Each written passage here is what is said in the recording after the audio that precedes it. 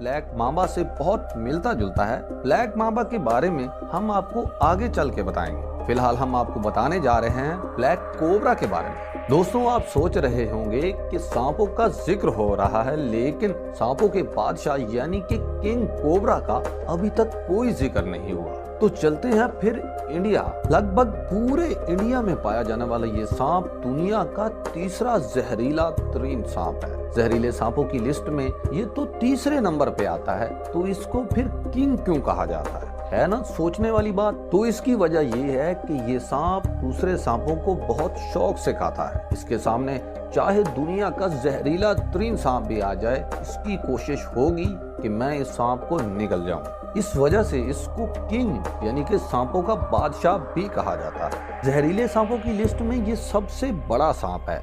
इसकी लंबाई लगभग 15 फीट तक हो सकती है और खतरे की सूरत में ये खुद को जमीन से 5 फीट की बुलंदी तक खड़ा कर सकता है। इसका जहर कार्डियोटॉक्सिक होता है, यानी कि इसके काटने के बाद इंसान के दिल की धड़कन आहिस्ता आहिस्ता बंद हो जाती है। ये इतना जहरीला सांप होता है कि ये जंगल में अगर किसी हाथी को काट ले तो वो हाथी सिर्फ 30 मिनट में मर जाएगा। तो दोस्तों